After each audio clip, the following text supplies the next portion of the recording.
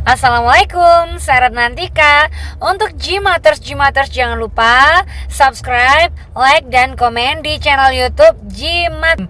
Dan pokoknya share di sosmed kalian semuanya ya.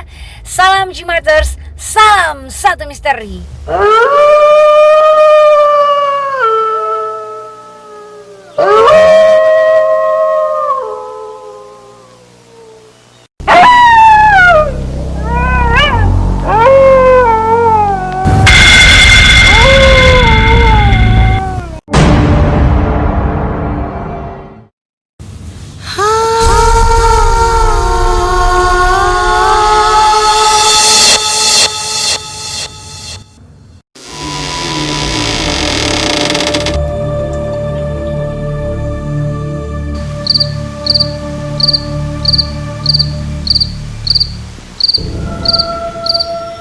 Kembali tim Jimat punya cerita dengan judul Ranggi, ditulis oleh Masrullah Fakih dengan pembawa cerita Ki Banu Asmoro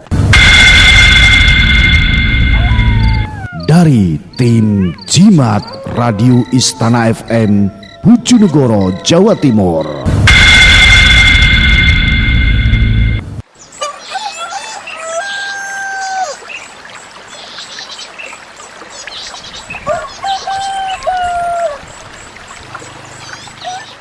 Gemericik air yang mengalir ke beberapa petak sawah menjadi satu suara yang bisa didengar setiap hari.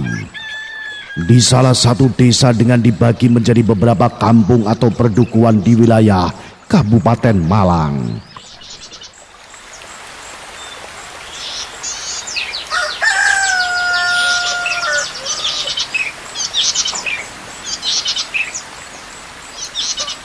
Memang sudah menjadi satu rutinitas sebab bertani adalah sumber kehidupan dan penghasilan pokok penduduknya. Tak heran jika setiap pagi hampir semua masyarakatnya menjadikan sawah sebagai rumah keduanya. Seperti pagi itu, suasana alam yang masih sangat asri dengan hamparan petak-petak sawah dibatasi aliran sungai-sungai kecil dengan airnya yang jernih menjadi pemandangan yang elok. Ditambah kesejukan angin pagi dan sinar mentari yang sedikit menghangatkan membuat betah dan selalu ingin menikmatinya.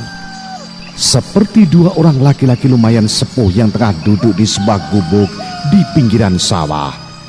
Keduanya terlihat cukup akrab dengan obrolan seputar pertanian sembari menikmati gulungan tembakau dan cengkeh hasil olah tangan mereka sendiri. Suasana itu berlangsung cukup lama sampai tiba-tiba mereka berdua dihampiri seorang laki-laki muda yang datang dari arah kampung setengah berlari menghampiri. Wajahnya tegang dengan nafas terengah-engah ketika tiba di depan dua lelaki tua yang menatapnya heran. "Kenapa men? Kaya diuber demit wae?" tanya lelaki tua berikat kepala hitam lusuh sampai menutup telinga. Anu mbah, anaknya Pak Samijo meninggal," jawab laki-laki muda yang baru datang membawa kabar. "Sing sapa men?" saut lelaki tua satunya yang memakai caping lebar bertanya. Iroh mbah," jawabnya masih dengan nafas belum teratur. "Iroh? Sing temen men?" saut lelaki tua pertama kaget seolah tak percaya. "Jembareng kok, iroh," jawab Limin lelaki muda meyakinkan. "Ciloko," ucap lelaki tua yang dipanggil Mbah Rengko.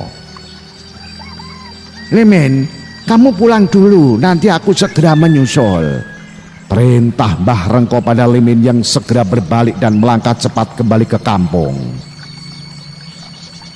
"Kenapa dengan kematian Iroh, Kang? Sepertinya Kang Rekso khawatir," tanya lelaki tua bercaping pada Mbah Rengko. Iroh itu perawan ontang-anting. Dan kamu tahu ini hari apa, Daman?" jawab Mbah Rengko dan balik bertanya. hari Kamis malam Jumat Kliwon, jawab lelaki tua bercaping Mbah Daman. Kamu tahu apa alasan Sanira menyendiri tinggal di pinggir sungai? Kembali Mbah Rengko bertanya. Apa karena penyakitnya, Kang? Jawab Mbah Taman dengan menerka. Mbah Rengko tak langsung menjawab. Ia menatap lurus ke depan seakan tengah menghitung petak sawah milik penduduknya. Bukan. Sebenarnya itu bukan penyakit, melainkan akibat dari satu ilmu yang sedang ia tirakati. Dan yang aku khawatirkan dari meninggalnya Iroh adalah bakal menjadi penutup tirakatnya Sanira. Terang Mbah Rengko yang sepertinya dimengerti Mbah Damam dengan mengangguk-anggukkan kepala.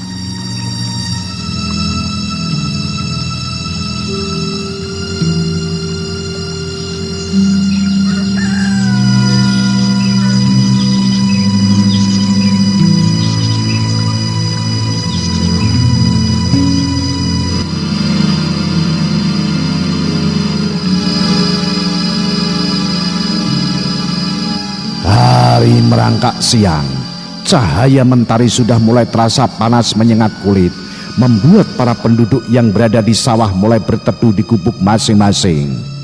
Namun sebagian terlihat berjalan pulang setelah mendengar kabar seorang gadis di kampung mereka meninggal. Begitu juga dengan Mbah Rengko dan Daman yang juga sudah melangkah pulang beriringan.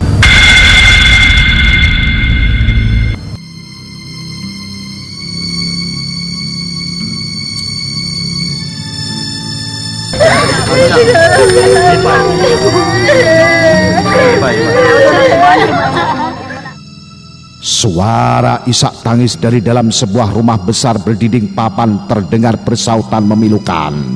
Rintian dengan menyebut sebuah nama ikut mewarnai kesedihan dari keluarga Samijo yang baru saja kehilangan anak kandung satu-satunya, Nasiroh. Meski masih memiliki satu anak lagi, namun bukan anak kandungnya, sehingga duka mendalam dirasakan Samijo sekeluarga besar. Iroh sendiri meninggal berselang 3 hari saat ia mengalami sakit yang entah apa sebabnya. Sampai beberapa kali Pak Samijo berusaha mengobati dengan bantuan tabib dan sampai ke puskesmas kota. Namun takdir berkata lain, Iroh meninggal tepat di hari Kamis malam Jumat Kliwon.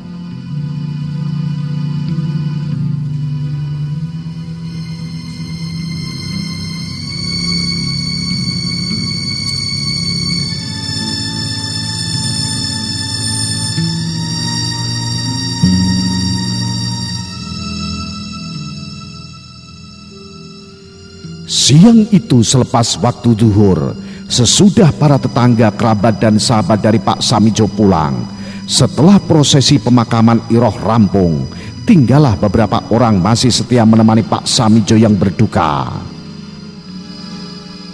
Mbah, apakah kuburan anak saya harus dijaga nanti malam? Tanya Pak Samijo kepada Mbah Renggo. Harus itu. Jangan sampai mayat Iroh dimanfaatkan penganut ilmu hitam. Jawab Mbah Rengko tegas. Jangan sampai kita kecolongan seperti di desa sebelah. Kembali Mbah Rengko menyambung kalimatnya dengan raut wajah seperti tengah mengingat sesuatu. Saya punya rencana, Mbah, supaya kita bisa tahu jika ada orang yang ingin memanfaatkan mayat Iroh dan menganut ilmu hitam. Saud Mbah Darman yang ikut duduk di sebelah Mbah Rengko. Mbah Rengko sendiri terdiam sesaat setelah mendengar rencana yang diutarakan Mbah Daman. Namun pada akhirnya usulan Mbah Daman pun disepakati beberapa orang yang ada di tempat itu, termasuk Mbah Rengko.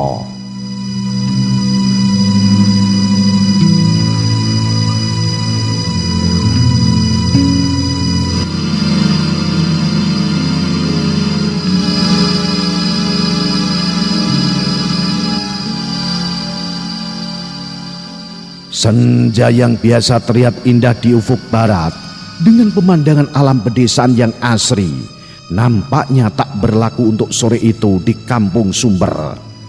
Gerimis mulai membasahi dedaunan dan tiap-tiap benda yang beratapkan langit. Bulan yang seharusnya muncul dalam bentuk sabit pun enggan keluar, seolah tahu akan sebuah rencana yang sudah diatur sedemikian rupa oleh tokoh-tokoh kampung Sumber.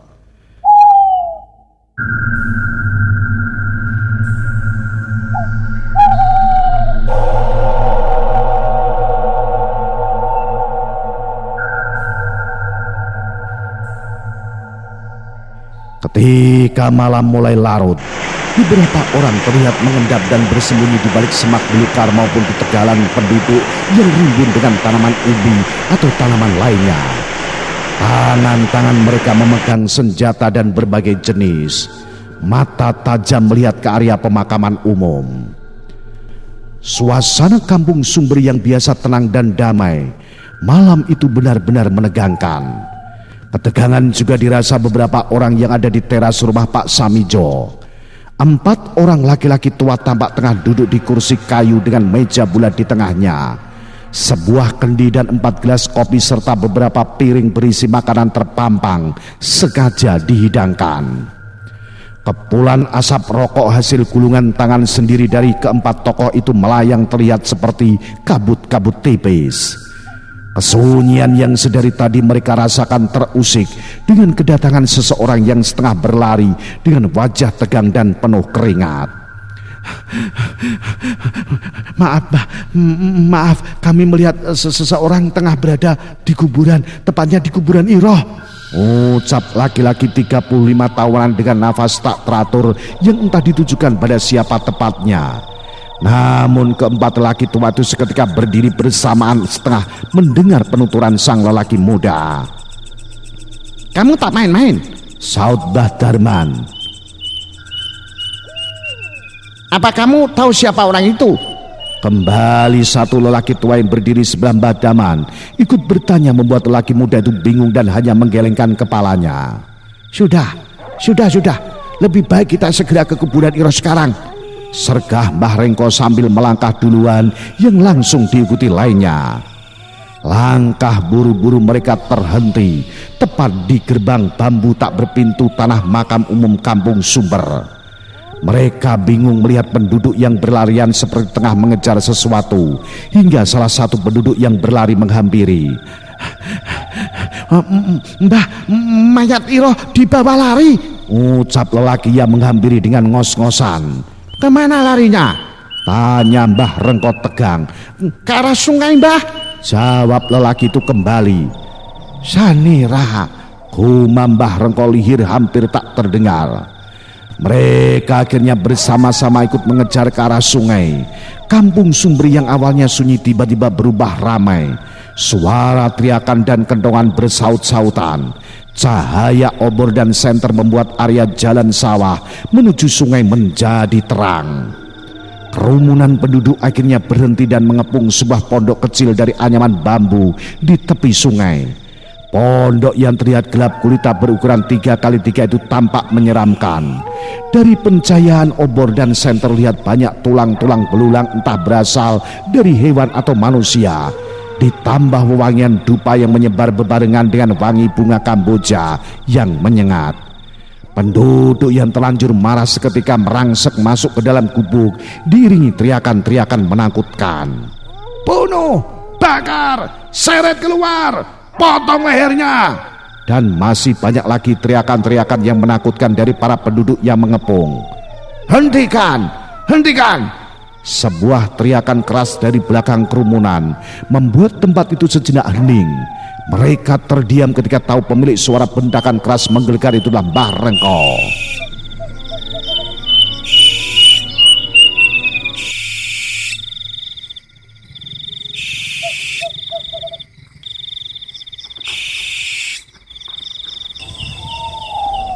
Mbah Rengko yang baru tiba di gubuk bersama Mbah Daman dan beberapa orang termasuk Pak Samijo melangkah masuk ke dalam gubuk.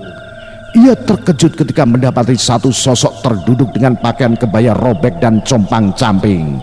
Di belakangnya terbujur satu sosok mayat masih dengan kafan membungkus serta kapas yang masih menempel di beberapa anggota tubuh mayat perempuan muda itu.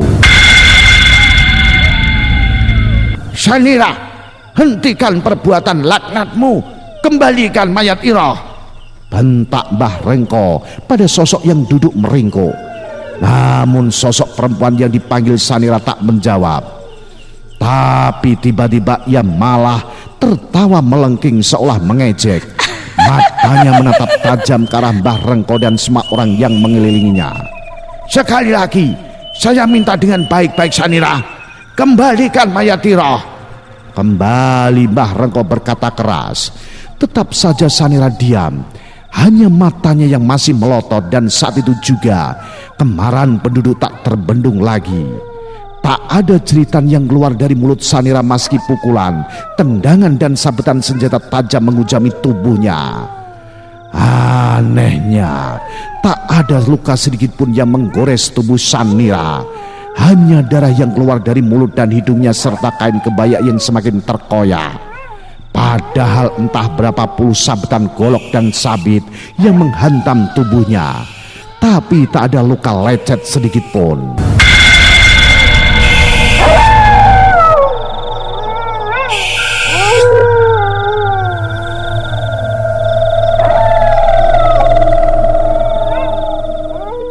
Penduduk yang melihat itu pun mundur. Namun sedetik kemudian jeritan Sanira terdengar melolong ketika salah satu dari penduduk menyulutkan obornya tepat di wajah Sanira.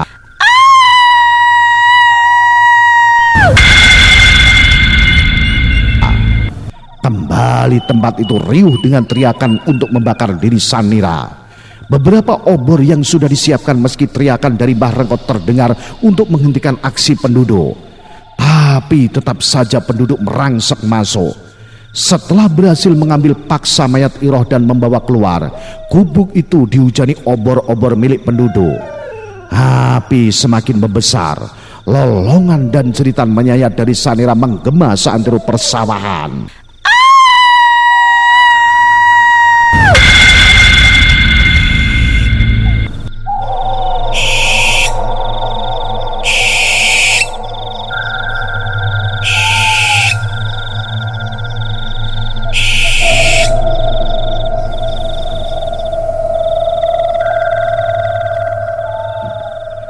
Ketika api sudah melahap hampir seluruh gubuk, tiba-tiba gemuruh angin besar datang menghampiri kobaran api.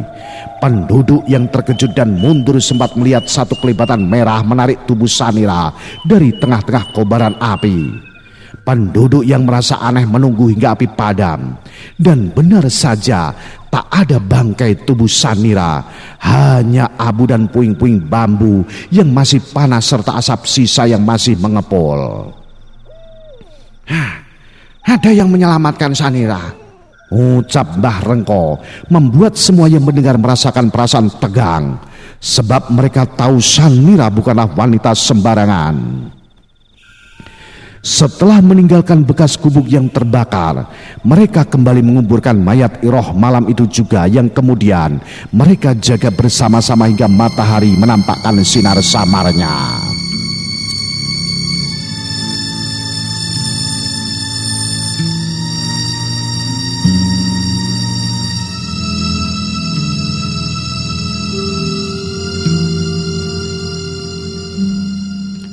Sudah sebulan lebih sejak kejadian pembakaran gubuk Sanira. Kampung Sumber damai dan tentram. Sebagian penduduk bahkan mungkin sudah melupakan kejadian malam itu. Hingga malam itu, di sebuah ladang pinggiran kampung tampak 5 laki-laki berbadan hitam kekar tanpa mengenakan baju terlihat sibuk pada sebuah tobong pembakaran batu bata. Kobaran api dari tobong-tobong yang diisi kayu dan bambu menimbulkan bunyi gemeletak bersautan, serta hawa panas yang membuat kulit tubuh kelimanya bermandikan keringat sampai terlihat mengkilap. Alunan tembang-tembang Jawa bernuansa gending terdengar dari sebuah radio yang menjadi hiburan mereka. Beberapa gelas kopi pun sudah tampak kosong. Hanya sebuah kendi berukuran besar masih terlihat berat dan berisi. Cuaca yang awalnya begitu bersahabat dan mendukung pekerjaan mereka tiba-tiba berubah. Bintang-bintang yang sedari sore menemani mereka kini tak terlihat lagi, berganti awan-awan hitam yang menggumpal dan menutup langit. Kilat-kilat yang mulai bermunculan membuat bingung kelima orang yang tengah membakar batu bata. Mereka tak menyangka jika hujan bakal datang, hingga dengan sigap mereka memasukkan kayu dan bambu yang sudah kering ke dalam bedeng.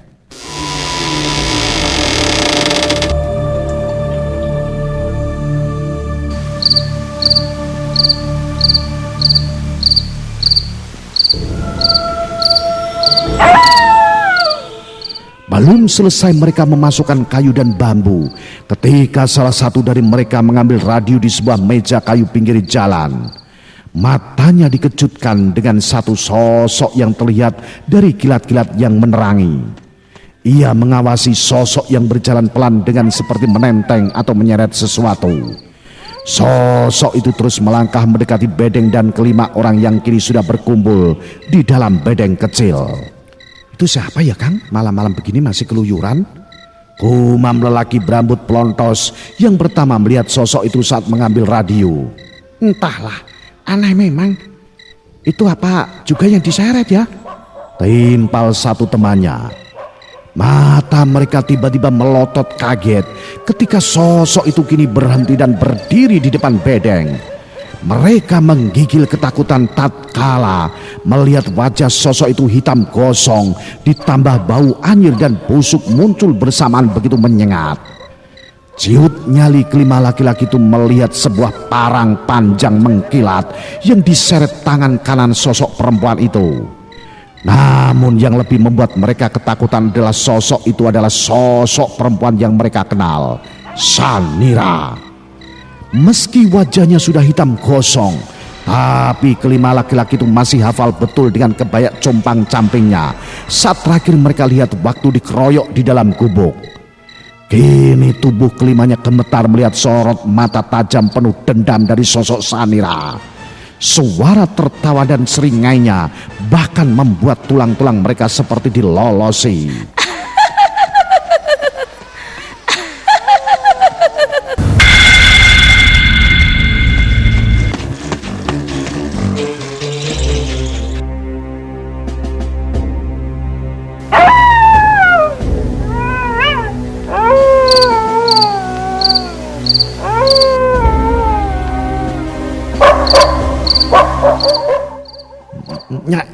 Nyai Sanira, ucap mereka hampir bersamaan. Bagus, kalian masih mengenaliku. Saut Sanira sengit dan melotot tajam. Kemudian disusul suara tawa keras yang menggema tepat saat hujan deras turun dengan kilat yang menyambar angin. Suasana semakin mencekam tatkala rintih ampun dan jeritan melolong kesakitan bergantian terdengar dari kelima lelaki yang roboh. Darah mengalir dari sekujur tubuh yang terkena sabetan parang Sanira, terlebih dari perut yang mengangas sampai membuyarkan isi di dalamnya, serta leher mereka yang nyaris putus. Hujan yang begitu deras membanjiri bedeng dengan genangan darah yang kemudian terbawa mengalir ke segala arah. Tawa keras Sanira semakin melengking panjang, memecah kesunyian kampung Sumber. Ia berjalan dengan mata menyorot tajam memasuki kampung. Hujan yang tinggal rintik-rintik membuat sesuatu yang diseret kedua tangan yang menimbulkan suara gemerasa. Beberapa saat kemudian Sanira berhenti di depan halaman sebuah rumah yang luas. Bayang-bayang sosok Ranggi samar terlihat dengan adanya cahaya obor dan lampu teplok yang tergantung di atas sebuah meja bulat. Teriakannya keras seketika membangunkan penghuni rumah. Mbah Rengko sangat terkejut melihat sosok Sanira telah berdiri di depan rumahnya. Ia tertegun melihat parang panjang dan sebuah karung yang basah dan berwarna merah tergeletak di samping kirinya. Rengko, masih ingat dengan perlakuan kalian padaku? Ucap Sanira dengan sebuah seringan keluar dari mulutnya. Sanira, apa yang kamu lakukan sudah kelewat batas. Hanya untuk sebuah ilmu terkutuk. Saut Mbah Rengko tak kalah sengit. Itu bukan urusanmu, Rengko. Aku tidak pernah mengganggu atau berurusan denganmu. Tapi gara-gara kalian, aku kehilangan kesempatan yang selama bertahun-tahun aku tunggu. Kini kalian harus membayarnya.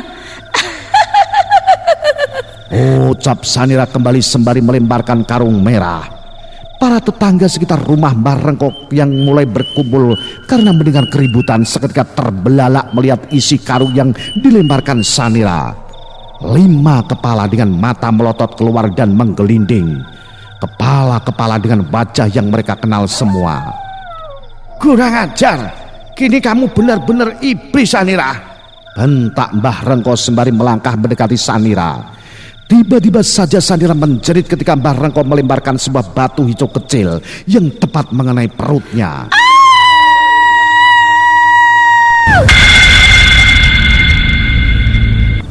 Darah keluar dari mulut dan hidungnya. Sanira terduduk dengan mata menatap tajam. Ia mencoba bangkit namun kembali ia harus menjerit ketika Mbah Rengko melemparkan kembali batu kecil hijau. Sanira terlihat geram dengan wajah hitamnya. Di saat ia mencoba bangkit dan bertepatan, Mbah Rengko mengeluarkan sebilah keris. Ketika keris di tangan Mbah Rengko sedikit lagi menusuk jantung Sanira, tiba-tiba sebuah selendang merah menghantam Mbah Rengko hingga terhuyung mundur.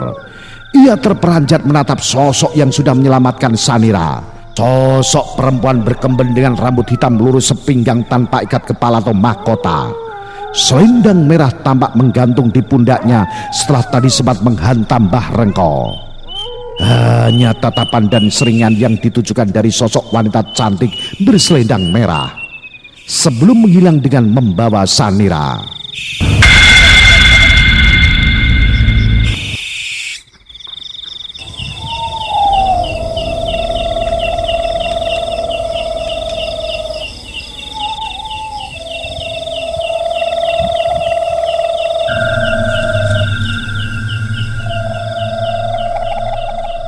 Mbah Rengko berjalan ke dalam rumah yang ramai penduduk yang tengah membungkus 5 kepala korban Sanira. Mereka diperintahkan membawanya ke tempat tubuhnya yang sudah bisa ditebak tempatnya. Mbah Rengko merasakan nyeri di dadanya saat duduk sembari melihat penduduk yang beramai-ramai membawa kepala ke arah bedeng. Romo, Sebuah suara kecil dari belakang Mbah Rengko membuatnya sedikit kaget. Seorang remaja putri yang cantik tampak berdiri ragu untuk mendekat ke Mbah Rengko yang ternyata bapaknya sendiri. Kesini Nduk Sinom, lembut ucapan Mbah Rengko memanggil anak perempuan pertamanya. perempuan berwajah hitam tadi siapa, Romo? Tanya gadis kecil itu ketika sudah duduk di samping Mbah Rengko. Mbah Rengko tersenyum sambil mengusap kepala anaknya. Dia adalah Sanira. Tapi kini dia sudah menjadi sosok Ranggi karena kegagalannya dalam mendapatkan satu ilmu terkutuk, rogoh nyawa. Kelak kamu bakal bertemu langsung dengannya anakku Sinom, terang Mbah Rengko. Tapi kamu juga harus ingat Duk, jangan pernah berhubungan dengan wanita berselendang merah tadi. Kembali Mbah Rengko menegaskan. Putri kecilnya hanya mengangguk, tapi dalam ingatannya yang melekat adalah sosok Ranggi. Itulah cerita misteri Ranggi. Salam Jimatres, salam misteri. Au.